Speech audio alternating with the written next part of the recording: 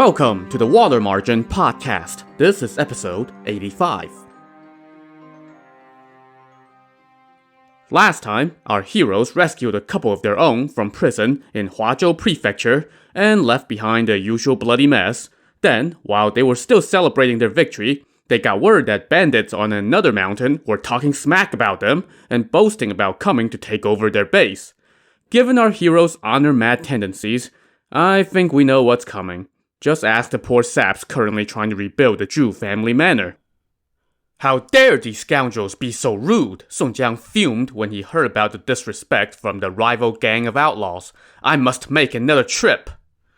But the new chieftain Shi Jin, he of the 9 tattooed dragons, stood up and said, My 3 brothers and I just got here, and we have not yet rendered any service. We are willing to lead our own men and go capture those bandits. Song Jiang was delighted by his eagerness, so Shi Jin called up the troops that had come with him from his old base and set out with his buddies Zhu Wu, the resourceful strategist, Chen Da, the stream-leaping tiger, and Yang Chun, the white flower serpent. Within 3 days, they could see Mangdang Mountain, the home of the upstart bandits. By the time Shi Jin arrived at the foot of the mountain, the resident bandits already knew that they were there. Shi Jin lined up his troops and waited. Before long, an army flew down from the mountain, led by the number 2 and number 3 chieftains, Xiang Chong, the 8-armed Nejia, and Li Gun, the sky-soaring sage. Both of these guys and their men came on foot, and when they saw their opponents, they did not even bother trading insults. One of the lackeys started banging a gong, and Xiang Chong and Li Gun raised their shields and charged into the enemy lines. Shi Jin and company were caught off guard by the fierceness of their attack. Their rear column fell back first, and soon the rest of Shi Jin's troops collapsed into chaos as well, and they all turned and ran for about 10 miles.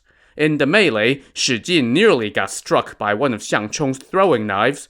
His comrade Yang Chun wasn't quite so lucky. He was a step slow, and his horse got nailed by one of the throwing knives. So, Yang Chun had to ditch his horse and run away on foot. By the time they got away from their pursuers, Shi Jin and company had lost about half of their men. They were just about to send somebody back to Liangshan to ask for reinforcements, but word came that about 2,000 troops were approaching on the main road from the north. Shi Jin and company went to take a look and saw that these were Liangshan forces led by the chieftains Hua Rong, the archer, and Xu Ning, the golden lancer. Shi Jin brought them up to speed on the situation. Hua Rong told him that Song Jiang had regretted not sending more men in the first place, so he dispatched these reinforcements. They now combined their forces and pitched camp. The next morning, they were just about to go mount another attack when scouts reported that more troops were approaching from the north. This time, it was Song Jiang himself, along with the strategist Wu Yong, the Taoist priest Gongsun Sheng, and 8 other bandits and 3,000 more men. I guess somebody has trouble delegating responsibilities. In any case, Shi Jin told Song Jiang about yesterday's defeat, and Song Jiang was quite alarmed. Wu Yong suggested that they pitch camp first, but Song Jiang was eager to stage another battle, so he marched the troops straight to the foot of the mountain. By now, it was starting to get dark, and they could see blue lanterns scattered around the mountain. Gongsun Sheng said, Their base has blue lanterns. That must mean there's a sorcerer there. Let's fall back for now. Tomorrow, I will devise a formation to capture the 2 chieftains who beat our troops yesterday. Song Jiang agreed and instructed the troops to fall back about 7 miles and set up camp. The next morning, in the command tent, Gongsun Sheng drew up a battle formation and explained it to his comrades. This is the stone formation laid out by the strategist Zhuge Liang during the 3 Kingdoms era, he told Song Jiang and Wu Yong. Let's arrange our army into 4 groups and 8 sections, each with 8 companies, totaling 64. The commander-in-chief will be in the middle. This formation has 4 heads and 8 tails. It can turn in any direction, like the wind and clouds above, and as quickly as any wild animal. When the enemy charges into our formation, our troops will part and let them in. Then, when our men see a 7-star banner waving, they shall turn our formation into the shape of a serpent. Then, I will use my magic and trap the enemy inside the formation. Also, let's dig a concealed pit and drive the enemy chieftains there. We will have men with hooks lying in wait, ready to capture them. So yeah, we have another Three Kingdoms reference here. If you listen to my Romance of the Three Kingdoms podcast, then you might remember this formation. You would, of course, know that Zhuge Liang has a reputation as perhaps the most brilliant military strategist in Chinese history. Song Jiang was delighted with this plan, so he ordered his men to follow Gongsun Sheng's instructions. He assigned 8 chieftains to lead the troops in the formation, while stationing Chai Jin, the Little Whirlwind, and the Halberd twins, Lu Fang and Guo Sheng, in the center. Song Jiang, Wu Yong, and Gongsun Sheng, along with the chieftain Chen Da, the stream-leaping tiger, manned the flags, while the chieftain Zhu Wu led 5 soldiers onto a nearby hill to get a big-picture view of the situation.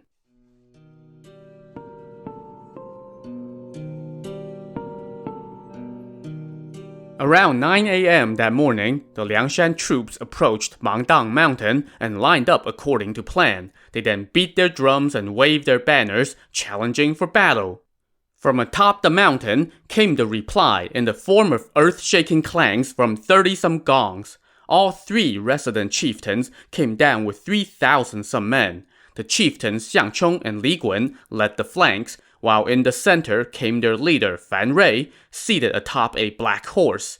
He was a Taoist priest in his youth and later picked up some good fighting skills while bouncing around the Jianghu scene. He wielded a hammer on a chain and was so handy with it that no foe dared to get close to him.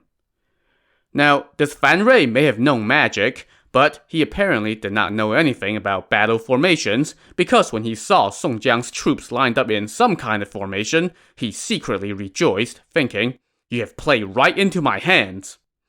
He then told his 2 comrades, "When the wind starts to blow, you 2 charge into their formation with 500 swordsmen." He then held his hammer in his left hand and his sword in his right, muttered an incantation, and shouted, "Speed!" In an instant, a wild wind whipped up, sending pebbles and sand flying and blocking out the sky. His comrades Xiang Chong and Li Gun now let out a cry and charged toward the Liangshan troops with 500 swordsmen. As soon as they approached the lines, the Liangshan forces parted. Xiang Chong and Li Gun charged right into the gap. But as soon as they entered, the Liangshan troops started firing arrows and crossbows at the rest of their men, repelling most of them, and only about 50 people managed to make it into the formation with their leaders. Watching from a nearby hill, Song Jiang now ordered his men to wave the 7-star banner. Immediately, the formation shifted into the shape of a long serpent. Xiang Chong and Li Gun charged to and fro within the formation, but they could not find their way. Meanwhile, the Liangshan chieftain Zhu Wu was observing their every move from another hilltop and signaled the troops to go in whichever direction that the 2 enemy chieftains were going in. And now, the last piece of the puzzle fell into place. Gongsun Sheng, watching from another high vantage point, pulled out his sword and cast a spell of his own. The wild wind that had been blowing now followed Xiang Chong and Li Gun everywhere inside the formation, swirling at their feet, obstructing their view. The 2 of them saw nothing except black vapor. They could not see a single enemy soldier, nor could they see any of their own men. Xiang Chong and Li Gun started to panic and tried to find a way out of the formation. Just as they were stumbling around, they heard a loud quake under their feet, and before they could go, "Oh crap!" the ground beneath them caved in, and they fell into a pit. In the next moment, a swarm of Liangshan soldiers had descended, latching onto them with hooks, pulling them out of the pit, and tying them up. The troops then took them to a nearby hilltop to see Song Jiang, who pointed with his whip and sent his troops charging at the enemy chieftain Fan Rui and his remaining troops. Fan Rui scrambled back up his mountain to safety, but not before losing more than half of his men.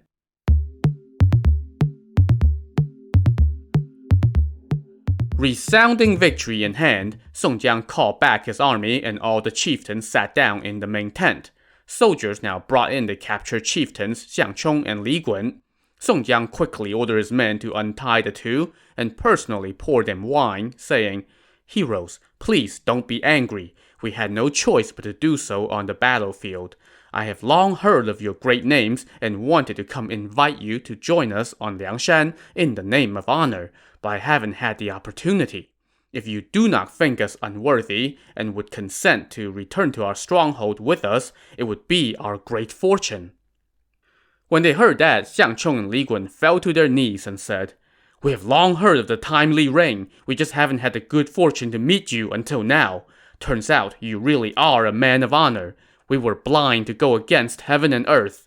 Today, we are your prisoners, but instead of killing us, you have treated us with such courtesy. If you would spare us, we swear that we shall repay your kindness with our lives.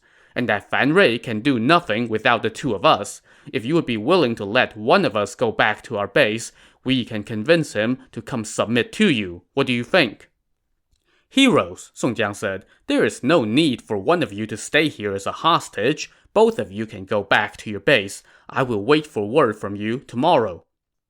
Xiang Chong and Li Gun bowed again in gratitude and said, "You are a true man. If Fan Rui refuses to surrender, then we will apprehend him and offer him to you." Song Jiang was delighted and treated the two men to food and wine, as well as new sets of clothes and 2 fine horses. He then gave them back their weapons and saw them out. As the two men headed back to base, they could not help but talk of Song Jiang's kindness. When they arrived at the foot of the mountain, their own lackeys were stunned to see them and brought them back up to the stronghold. When Fan Rui asked what they were doing back here, the two men said, "We all deserve to die for opposing heaven." "Brothers, why do you say such a thing?" Fan Rui asked. The two men then sang Song Jiang's praises, and that was good enough for their leader. "Since Song Jiang is so virtuous and honorable, then we must not go against heaven's will," Fan Rui said. "Let us go submit to him first thing tomorrow." So, they packed up their belongings that night, and when morning came, the 3 chieftains headed down the mountain and kneeled in front of Song Jiang's camp. Song Jiang helped them up and asked them to sit down in the main tent. Seeing that he was all sincerity, the 3 men responded in kind, pouring out their hearts to him and inviting everyone up to their base for a feast. After the feast, Fan Rui pledged himself as a pupil to Gongsun Sheng, and Song Jiang asked the latter to teach Fan Rui the divine method for summoning the 5 thunderbolts, which delighted Fan Rui greatly. Over the next few days, they packed up all the money, provisions, and livestock on the mountain, burned their base to the ground, and followed Song Jiang back to Liangshan. Within a couple days, they arrived at the edge of Liangshan Marsh. They were just about to get on boats when suddenly they saw a big man on the side of the road, kneeling and bowing to Song Jiang. Song Jiang quickly dismounted, helped the man up, and asked for his name. "My name is Duan Jingzhu," the guy said. "Because I have red hair and a yellow beard, people call me the Golden-Haired Hound. I make my living as a horse thief in the northern borderlands. This spring, I managed to steal a fine steed. It was as white as snow, with not a single off-color hair on its whole body. It was a tall and strong horse that can travel 300-some miles a day. It's known throughout the north as the white jade lion that glows in the night. It belonged to a prince of the Jin kingdom. It was grazing at the foot of a hill when I stole it." So, this Jin kingdom that he mentions lay in the region that is now China's northeast tip and parts of Russia. At this time, directly to the north of the Song dynasty's territory lay the kingdom of Liao, which was ruled by the Khitan people.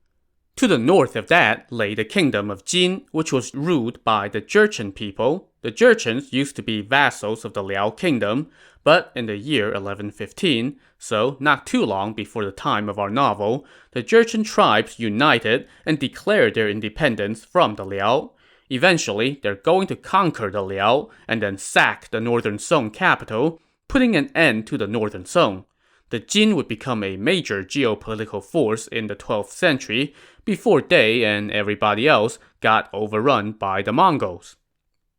Okay, history lesson over. Back to our story. The horse thief, Duan Jingzhu, now continued. "I have long heard of the timely rain, but had no means of introducing myself to you. So I wanted to offer you that horse to express my desire to join you. But when I was passing through the Zeng village in the southwestern part of Lingzhou Prefecture, the 5 tigers of the Zeng family took the horse from me. I tried to tell them that it belonged to Song Jiang of Liangshan, but those knaves spew such offensive insults that I do not dare to repeat them. In any case, I managed to escape and came to tell you. Song Jiang sized up this horse thief. He was thin and rough-looking, but also had an uncommon appearance that impressed Song Jiang. So he told Duan Jingzhu to accompany them back to Liangshan first. They all boarded the boats and rowed over to Golden Sand Beach, where the leader Chao Gai and the other chieftains welcomed them back. Song Jiang introduced the 3 new chieftains from Mangdang Mountain, as well as the horse thief Duan Jingzhu. This, of course, was accompanied by the customary feast. While they were partying, Song Jiang also gave orders to build additional quarters to house all the new troops. Once the newcomers were settled, Duan Jingzhu once again mentioned the horse, so Song Jiang sent Daizong the magic traveler to go check things out at this upstart Zeng village. Daizong returned 5 days later and made his report. So, if you take the now vanquished Zhu family manor, increase the number of sons by 66%, and quadruple the antagonistic tendencies, you pretty much have Zeng village. There are 3,000 households in this village, led by a family named, what else? Zeng. The patriarch of this Zeng family was from the Jin kingdom, so he's presumably Jurchen. He's called Zeng the Elder, and he has 5 sons, who were known as the 5 tigers of the Zeng family. They also had a lead arms instructor named Shi Wengong, and an assistant arms instructor named Su Ding. And here's the part where these guys were really asking for it. They have gathered about 7,000 troops, Daizong said. They have set up military camps and constructed 50-some prisoner carts. They have sworn to be our arch-nemesis and declared that they will capture all of our chieftains. That fine horse they took now belongs to their arms instructor Shi Wengong. And there is something even more despicable. They have taught all the kids in their village a rhyme. It goes, "When our horses bridle jingle, gods and demons with fear tingle. Iron carts plus iron locks, prisoners nailed in iron stocks. Liangshan Marsh we will cleanly flush. Chao Gai to the capital we will rush, and capture timely rain, that's Song, and his strategist Wu Yong. The 5 Zeng tigers will boldly stand, famed far and wide throughout the land." So, if these guys were looking for trouble, then congratulations, they've got trouble. As soon as he heard that last part, the bandit leader Chao Gai flew into a rage. "How dare those animals be so rude! I must go there in person. I swear I will not return unless I capture them." But Song Jiang intervened and said, "Brother, you are our leader, and you must not leave the stronghold lightly. I am willing to go instead." "No, brother," Chao Gai said. "I am not trying to steal your glory, but you have gone on many missions and must be tired after all those battles. Let me go in your place this one time. The next time, it will be your turn again." Song Jiang tried time and again to dissuade Chao Gai, but the latter's mind was made up. Chao Gai called up 5,000 troops along with 20 chieftains, led by the likes of Lin Chong the Pantherhead, Hu Yanzhuo the Twin Staffs, Xu Ning the Golden Lancer, the 3 Ran brothers, Liu Tang the Red-Haired Devil, and so on. The rest of the chieftains would stay behind and defend the base. Chao Gai's army set out in 3 columns. Song Jiang and company saw them off at Golden Sand Beach. Just as they were sharing a few cups of wine, a sudden gale kicked up and snapped one of Chao Gai's new command banners. Now, as far as terrible omens go, this was as bad as it could get, and everyone turned pale at the sight of the broken banner. "This is an ominous sign," Wu Yong said to Chao Gai. "Brother, you should delay your campaign." Song Jiang also chimed in and said, "Brother, you're just setting out, and the wind has snapped your banner. This is not a good sign for the army. Why not wait for a while, and then deal with those knaves?" But Chao Gai waved them off. "What's there to be so alarmed about? It's just some weather. Right now, it's springtime and warm. If we don't go attack them now, and instead let them build up their strength, then it would be too late. Don't try to stop me. My mind is made up. Despite repeated entreaties from Song Jiang, Chao Gai pressed on and crossed the marsh with his army. Song Jiang returned unhappily to the stronghold and dispatched Dai Zong, the magic traveler, to check for news on the campaign.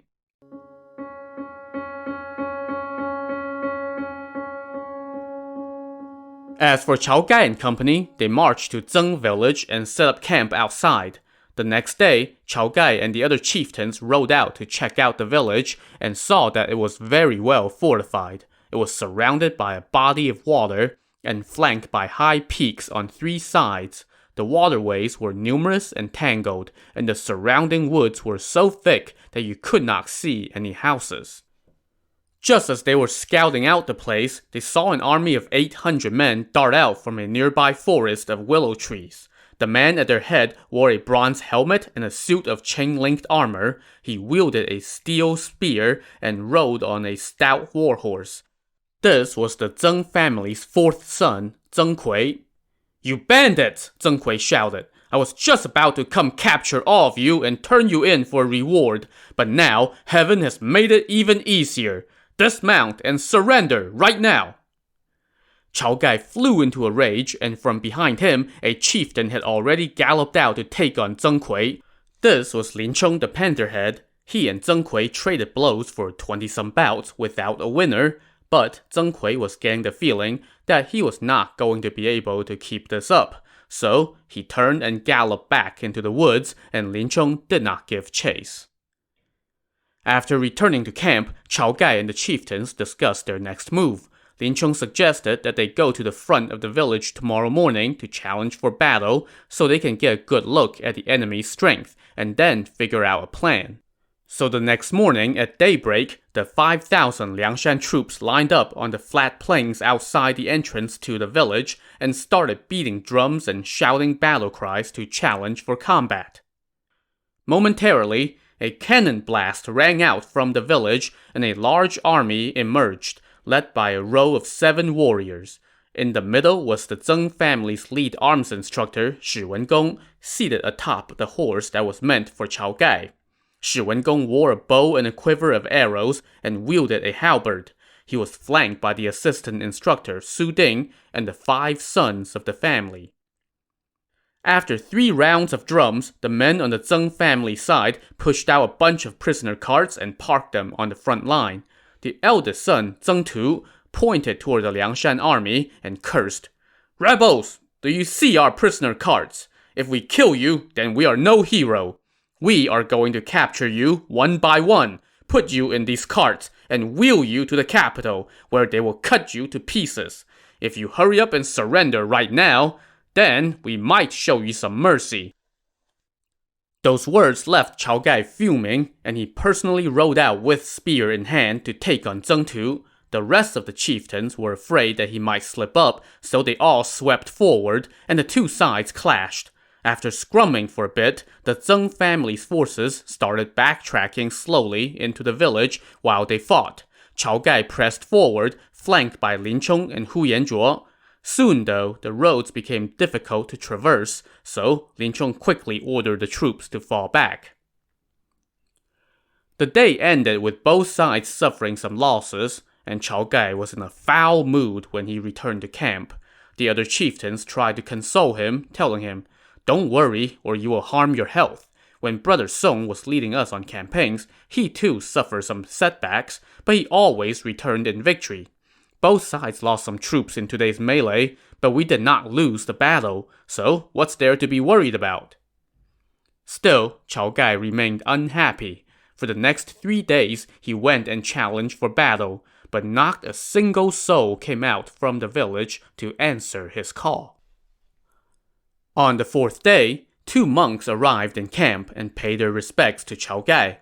They kneeled and said, "We are monks from a monastery to the east of the village. The 5 tigers of the Zeng family always come to stir up trouble and extort money from us. There is nothing they won't do. But we know the ins and outs of their defenses and have come to lead you on a night raid. When you purge them, it would be a boon to our monastery." Chao Gai was delighted and offered the monks wine, but Lin Chong cautioned him. Brother, don't listen to them. This might be a trick. We are men of religion. How will we dare to lie? The monks protested. We have long heard of the honor and benevolence of the heroes of Liangshan. Wherever you guys go, you never disturb the civilians. So we came to help you. How could you say that we have come to deceive you? Besides, the Zheng family could hardly defeat you, so what is there to be suspicious about? Chao Gai now told Lin Chong, don't get too paranoid or we'll miss an opportunity. I will go tonight. Brother, you shouldn't go, Lin Chong objected. Give me half the troops and I will go raid their camp. You wait outside as backup. If I don't go, then who would put themselves forward? Chao Gai said. You can take half the men and wait outside as backup. So, Chao Gai called up 2,500 men and 10 chieftains and prepared for a night raid. To see how his attack will pan out, tune in to the next episode of the Water Margin podcast. Also on the next episode, our heroes set their sights on a high-profile recruit. So, join us next time. Thanks for listening.